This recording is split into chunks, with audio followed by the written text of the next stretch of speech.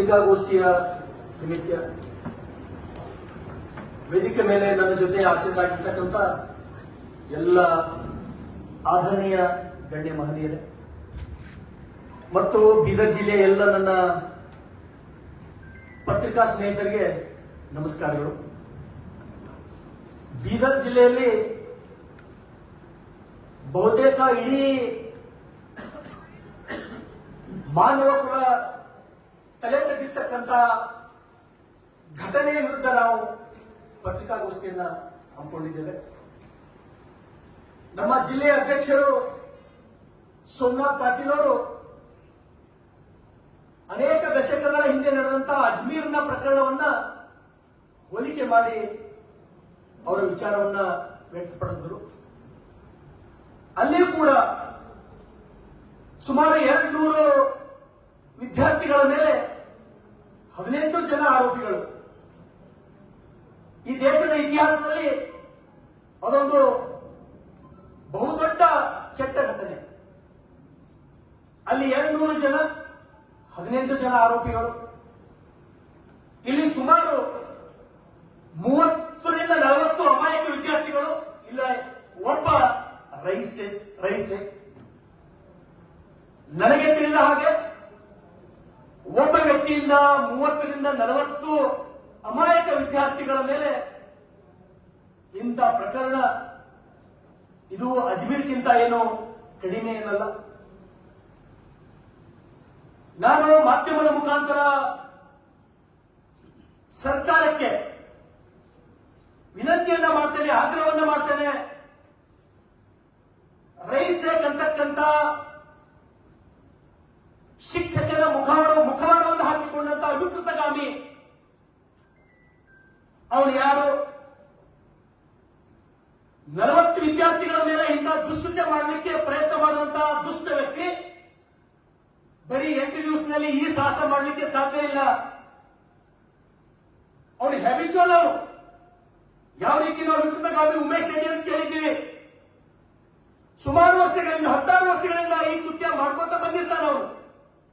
ಹಾಗಾಗಿ ಈ ತಪ್ಪು ಯಾರ್ದು, ಯಾರು ಹೊಣೆ? ಇಂಥ ದುರ್ಘಟನೆ ನಡೆದರೂ ಕೂಡ ಸಂಬಂಧಪಟ್ಟಂತ ಆಡಳಿತ ಮಂಡಳಿ ಏನು ಮಾಡುತ್ತಿತ್ತು? ಆಡಳಿತ ಮಂಡಳಿ ಕಣ್ಣು ಮುಚ್ಚಿಕೊಂಡು ಕೂತಿದ್ದೇನು?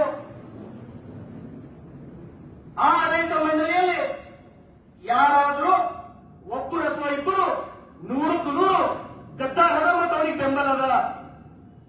ನಾನು ಎಲ್ಲ ಆಡಳಿತ ಮಂಡಳಿ ಮೇಲೆ ಆರೋಪ ಮಾಡಲ್ಲ. ಅಲ್ಲಿರ್ತಕ್ಕಂಥ ಆಡಳಿತ ಮಂಡಳಿ 95% ಜನ ಒಳ್ಳೆಯವರೇ, ಬುದ್ಧಿಜೀವಿಗಳೇ. ಆದರೂ ಒಬ್ಬರು ಅಥವಾ ಇಬ್ಬರು ಆಡಳಿತ ಮಂಡಳಿಯ ನಿರ್ದೇಶಕರು ಗದ್ದಾರ, ಅವನ ಬೆಂಬಲಕರ.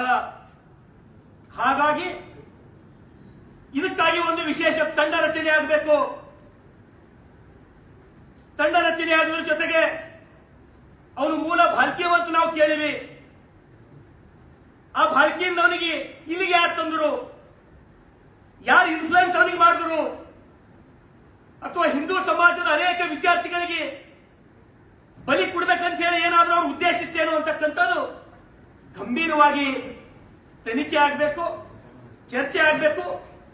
ಈಗಾಗಲೇ protection of childrens from sexual offence act 2012 ಅಡಿಯಲ್ಲಿ ಅವನಿಗೇನು ಕಾನೂನಿನ ಅಡಿಯಲ್ಲಿ ಕಠಿಣ ಶಿಕ್ಷೆ ಆಗಬೇಕು, ಜೀವಾವಧಿ ಶಿಕ್ಷೆ ಆಗಬೇಕು, ಗಲ್ಲು ಶಿಕ್ಷೆ ಆಗ್ಬೇಕಂತ ಹೇಳಿ ಬಸವ ಕಲ್ಯಾಣದ ಒಬ್ಬ ಶಾಸಕನಾಗಿ ನಾನು ಆಗ್ರಹ ಮಾಡ್ತೇನೆ. ಇವತ್ತು ನಾವೆಲ್ಲರೂ ಗುರುವಿನ ಗುಲಾಮನಾಗುವ ತನಕ ದೊರೆಯರನ್ನ ಮುಕ್ತಿ ಅಂತ ಹೇಳಿ ನಂಬಿ ನಾವು ನಮ್ಮ ಮಕ್ಕಳಿಗೆ ನಾವು ಶಾಲೆಗೆ ಕಳಿಸ್ತೀವಿ. ಇದು ನೋಡಿದ್ರ ಏನಪ್ಪಾ ಇದು ಒಬ್ಬ ಶಿಕ್ಷಕ ಈ ರೀತಿ ಮಾಡಬಹುದಾ? ಒಬ್ಬ ಯಾರೋ ಹಿರಿಯರ ಜೊತೆ ಅಧ್ಯಕ್ಷರು ತೋರಿಸಿದ್ರು, ಮೊಬೈಲ್ ಒಳಗೆ ಸಂಭಾಷಣೆ ಮಾಡ್ತಾನೆ ಅವನು. ಹೌದು, ನಾನು 3-4 ಜನ ಜೊತೆ ಮಾಡೀನಿ, ನಾನು ತಪ್ಪು ಮಾಡೀನಿ, ಅಲ್ಲಿ ಲಾಜಿಗೆ ಒಯ್ದೀನಿ ಅಂದ್ರೂ ಕೂಡ ಇದು ಸುದ್ದಿ ಆಗಲ್ಲ.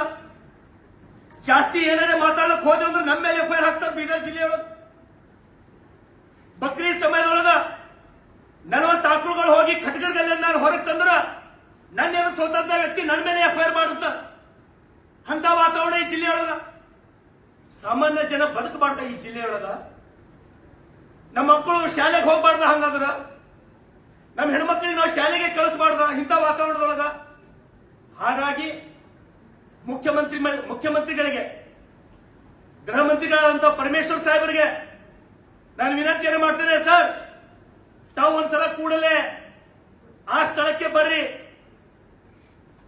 ಇದು ಸಣ್ಣ ಘಟನೆ ಅಲ್ಲ, ಇದು ಬಹುದೊಡ್ಡ ಘಟನೆ. ಈ ಪ್ರಕರಣವನ್ನು ಅತ್ಯಂತ ಗಂಭೀರವಾಗಿ ತಾವು ತೆಗೆದುಕೊಂಡು ತನಿಖೆ ಪ್ರಾರಂಭ ಮಾಡ್ರಿ, ಎಸ್ಐಟಿ ರಚನೆ ಮಾಡ್ರಿ. ಬರೀ ಒಬ್ಬ ರೈಸ್ ಏಕನಿಂದ ಇದು ಮಾಡ್ಲಿಕ್ಕೆ ಸಾಧ್ಯ ಇಲ್ಲ. ಆಡಳಿತ ಮಂಡಳಿಯೊಳಗೆ ಯಾರೇ ಒಬ್ಬಿಬ್ರು ಅವ ಹಿಂದಿ ರೀತಿ ತಪ್ಪು ಮಾಡಿದ್ರು ಅವನು ಬೆಂಬಲಕ್ಕೆ ನಿಂತು ಅವನಿಗೆ ಉಳಿಸ್ತಕ್ಕಂಥ ಕೆಲಸ ಮಾಡ್ಯಾರ. ಅಲ್ಲಿ ಸಾಕಷ್ಟು ಜನ ಒಳ್ಳೆಯವರು ಹೊರ, ಒಳ್ಳೆಯವರಿದ್ದವರು ತಪ್ಪು ಭಾವನೆ ಭಾವಿಸಬಾರ್ದು. ಯಾವ ನಿರ್ದೇಶಕ ತಪ್ಪು ಮಾಡಿ ಅವನು ಬೆಂಬಲಕ್ಕೆ ನಿಂತಾನ ಅವನಿಗೂ ಕೂಡ ಶಿಕ್ಷೆ ಆಗ್ಬೇಕು. ಯಾಕಂದ್ರ ವಿದ್ಯಾರ್ಥಿಗಳು ಬೆಳೆದ ಏನೋ ಜೀವನ ಕಟ್ಕೋಬೇಕಂತ ವಿದ್ಯಾರ್ಥಿಗಳ ಮೇಲೆ ಈ ರೀತಿ ಬಲಾತ್ಕಾರ, ಅನ್ಯಾಯ, ಅತ್ಯಾಚಾರ ಬಹುತೇಕ ಮಾನವ ಕುಲ ಇದಕ್ಕೆ ಸಹಿಸಲಿಕ್ಕಾಗಲ್ಲ. ಹಾಗಾಗಿ ಸರ್ಕಾರದ ಮೇಲೆ ಜಿಲ್ಲಾ ಉಸ್ತುವಾರಿಗಳ ಮುಖಾಂತರ ಜಿಲ್ಲಾ ಉಸ್ತುವಾರಿ ಸಚಿವರು ಕಣ್ಮುಚ್ಚಿ ಕೂಡಲಾರದೆ ಈ ವಿಷಯವನ್ನ ಗಂಭೀರ ಪರಿಗಣನೆ ಮಾಡಿ, ಇದಾದ ನಂತರ ಇಡೀ ಬೀದರ್ ಜಿಲ್ಲೆಯಲ್ಲಿ ಅಷ್ಟೇ ಅಲ್ಲ, ಇಡೀ ನಾಡಿನಲ್ಲಿ, ಇಡೀ ದೇಶದಲ್ಲಿ ಇಂಥ ಕೆಟ್ಟ ಪ್ರಕರಣಗಳು ಮತ್ತೊಂದು ಕಡೆ ಆಗಬಾರ್ದು. ಆ ರೀತಿ ತಾವು ಕಠಿಣ ಕಾನೂನುಗಳನ್ನ ತರ್ರಿ ಅಂತಕ್ಕಂಥದ್ದು ತಮ್ಮ ಮಾಹಿತಿಗೆ ತರುತ್ತಾ, ವಿಶೇಷವಾಗಿ